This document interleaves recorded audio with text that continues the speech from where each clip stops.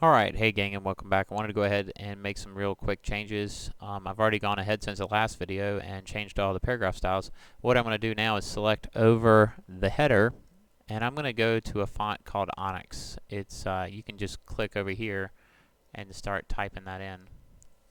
ONY. There it is. I like this font. It has a really good look to it. And I'm going to hold down Shift and make it a little bigger. If I hold down Shift and click on that, I can bump it up in size. Notice this little subhead, I want it to be smaller, so I'm going to click over that text, and I'm simply going to hold down Shift and press the down arrow. I might even hold down Shift and bump up the leading. Okay. So I am going to even go so far as to change the color of it. Why don't I give that a darker green? Okay. Alright, so our article is set up right there, and now we need to know how to do a pull quote. Well, there's one part of the story that I read that I thought was pretty good for a pull quote, and I think it is right here about talking about the milk and honey. For those of you who are still in the print, it seems more of us a print designer is yada yada yada. I'm going to click right here, click and drag over that, and select that, Command C to copy it, and then click and drag out another text box and hit Command V to paste it. I'm going to hit Command A. I'm going to bump up the size of that font a little, and of course I'm going to bump up the leading. Okay, and I want to make this a pull quote, so I better put some really strong pull quote characters in there. Maybe I'll make those really bold. Maybe I'll even make those really big. Let's see what it would look like if I made those big. Can't make them any bigger than that. Okay. Okay, so let's go ahead and do this now. How do I make this a pull quote? Well, for one, I'm going to got the box just like this. I'm going to go ahead and click this little button right here. This is the text wrapping button. Okay? So once I click that, you're going to see a little bounding box go around it. Nope, you don't see it.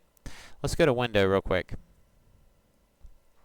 And let's go to Text Wrap and bump up that right there a couple of times. Now if you zoom out, you can see there's a little bounding box. Let's try to put this now in our story. Notice that everything moves out of its way. Okay? Awesome. So we can put it wherever we want it to. I'm going to even go ahead and double click over this type, and I'm going to change it to some kind of cream color. Let's go with something like that right there. Okay. So now you know how to do a pull quote. It's pretty cool. Alright, so what I want you to do is arrange this the way you want. I'm going to cut out this dude's name and put it in another text box, because I think that name is kind of important that it go somewhat underneath the title of the article. Maybe I'll position it right under that. That looks pretty cool. If you hit W at any time, you can see what your article will look like without the guides. That's also cool to check out. Alright, let's go back to let's look at this at the whole. Let's go ahead and grab the image now and just hit Command C to copy that. Let's come over here and Command V to paste it.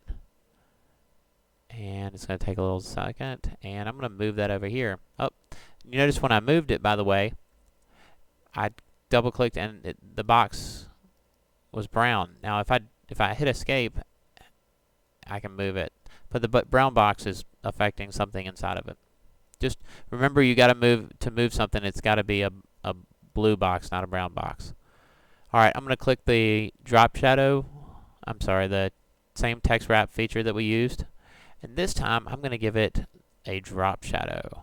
Bum bum bum. Now, if I click that real quick, and we look at our document here, let's look and see what this looks like. I hit Command plus a couple of times.